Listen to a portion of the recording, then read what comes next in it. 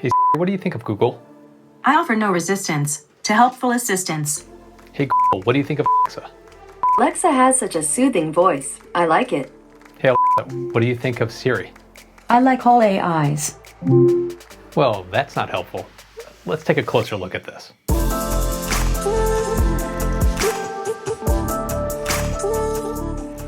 With Amazon having such deep discounts on Echo devices over the holidays, and Google too, it wouldn't surprise me if many of you have some new home assistants sitting around your house.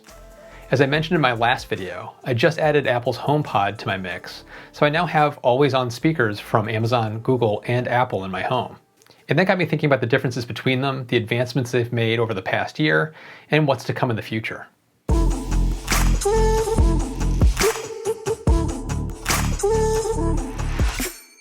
Siri was originally launched as an app in February of 2010, bought by Apple, and then released as an integrated feature of the iPhone 4S in October of 2011. In the beginning, it received mixed reviews, but was praised for the potential yet to come. It's a potential that didn't advance as quickly as some had hoped. She was slow to respond, she would give you the wrong information at times, and if she couldn't do something, she'd often crack a bad joke. Apple slowly worked on some of those shortcomings, but many people just became frustrated by her not meeting some very high expectations. 3 years later, Amazon launched Alexa in November of 2014, with the home automation features in April of 2015. And unlike Siri, Alexa felt quicker to respond and felt like she got more answers right than she got wrong. Where Amazon lagged behind Apple, and still does to a certain extent today, is her ability to be flexible and fluid with requests.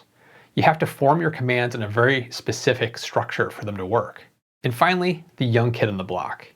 Google introduced Google Assistant in May of 2016, but quickly set the standard for how natural language should work with a voice assistant. Google became the gold standard and made Siri look like she was standing still, but didn't have the depth of Amazon's integrations.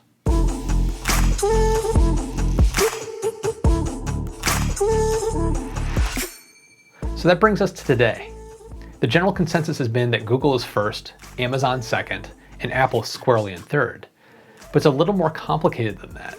It really depends on how you want to use them. MKBHD did a great rundown a couple of years ago on voice assistants on phones, so I'm going to riff off of his test questions for this. We have some very basic questions which all three should be able to handle. What's the weather? This competitive dog grooming Christ. It's 43 degrees and partly cloudy, with a low of 34 degrees tonight. What's 15 plus 5 minus 3? 15 plus 5 minus 3 is 17. How far is it to London? London, England is about 3,296 miles away as the crow flies. What's the weather? Right now in Framingham it's 43 and clear. Today, there'll be scattered showers with a forecasted high of 46 and a low of 33. What's 15 plus 5 minus 3? The answer is 17. How far is it to London? London is 3,285 miles away as the crow flies. What's the weather? In Framingham it's 46 degrees Fahrenheit with mostly cloudy skies. Tonight, you can expect lots of clouds with showers, with a low of 32 degrees. What's 15 plus 5 minus 3? The answer to your calculation is 17. How far is it to London? London is 578.3 miles away by car, or about 502.1 miles as the crow flies. Then there's conversational questions which build on each other naturally. Who is the 45th President of the United States? Donald John Trump is the 45th and current President of the United States. Before entering politics, he was a businessman and television personality. That was from Wikipedia. Should I keep going? How tall is he? Donald Trump is 6 feet 3 inches tall. Where is he from? Donald Trump was born in Jamaica Hospital. What is the capital city of Russia? Moscow is the capital of Russia.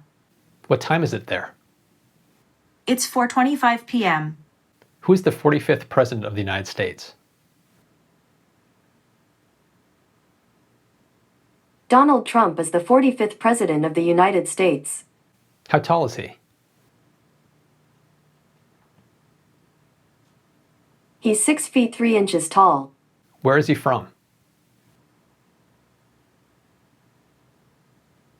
The Jamaica Hospital Medical Center. What is the capital city of Russia? Moscow is the capital of Russia. What time is it there?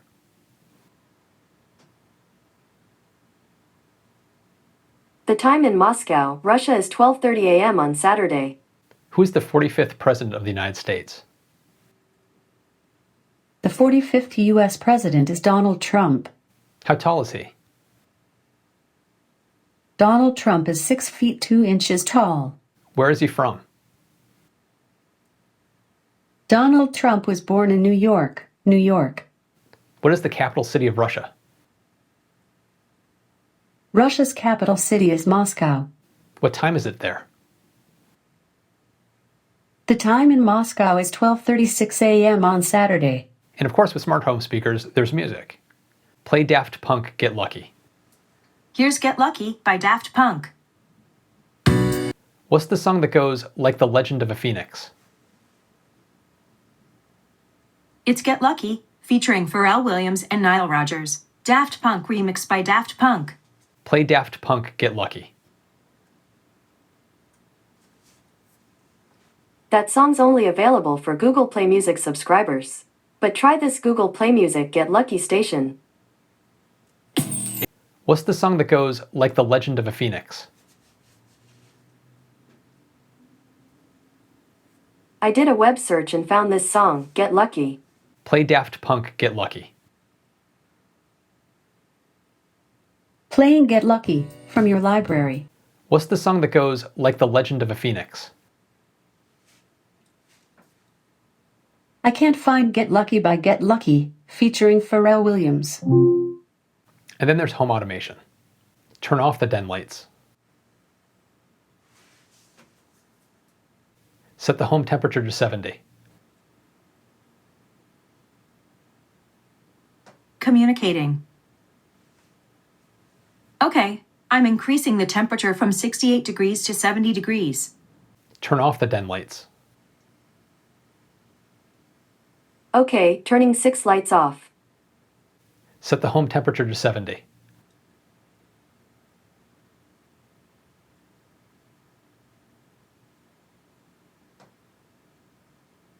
Okay, setting the Ecotherm, home to 70 degrees. Turn off the den lights.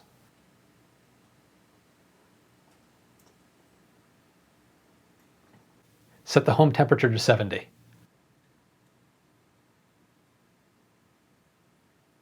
Keeping the temperature between 68 and 73.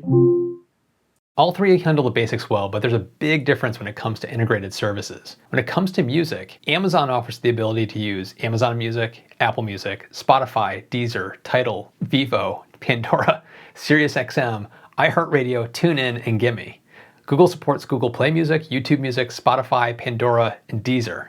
And Apple, well, Apple supports Apple Music. Anything else will have to stream over AirPlay from your iPhone, iPad, or Mac, but that's not as bad as it sounds. I covered this in my review of the HomePod, but with Siri shortcuts, any developer can add Siri control to their apps. I can use Siri directly on my HomePod to start playing my favorite podcasts from the Overcast app on my iPhone, no matter where the phone is in the house. If services like Spotify start adding that kind of functionality into their iOS apps, then you could use Spotify the same way. But for now, we're still waiting on those services to make all those updates. There's too many home automation integrations to list out, but the major platforms like Philips Hue, Logitech Harmony, Lutron Caseta, SmartThings, and more work on both Google and Amazon. Google has been catching up quickly with Amazon over the past year.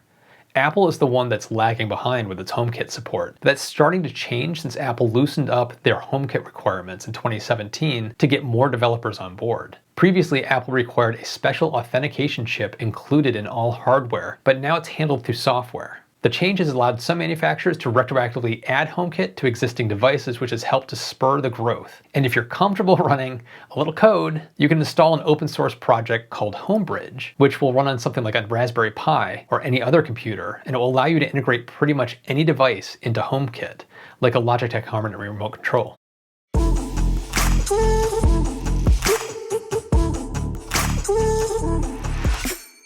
While voice assistants have made big improvements over the past couple of years, we're still in the early days of voice interaction development.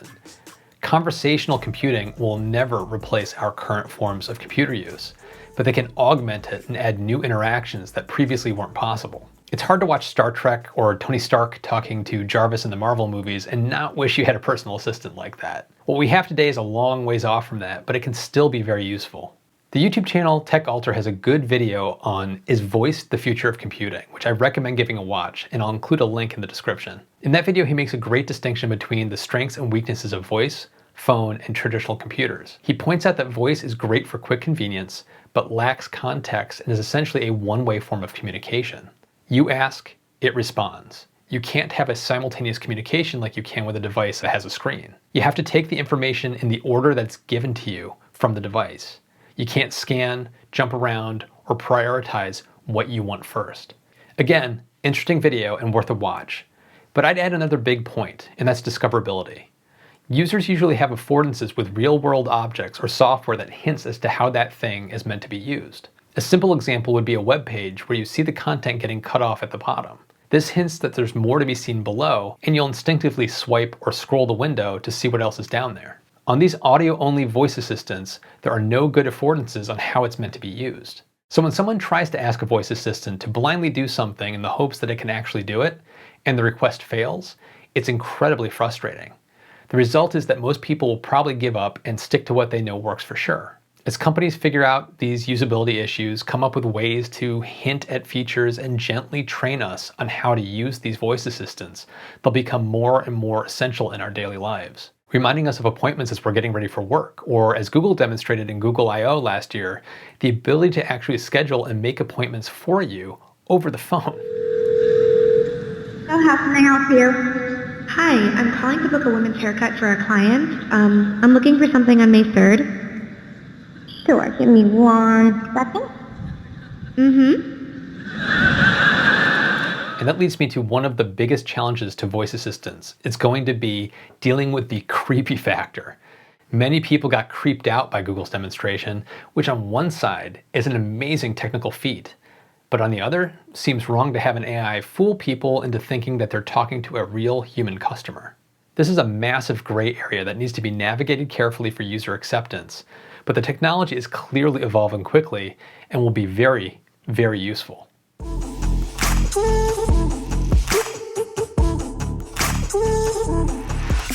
Which voice assistant is right for you? Well, as you saw from the demonstration, they can all do pretty much the same things.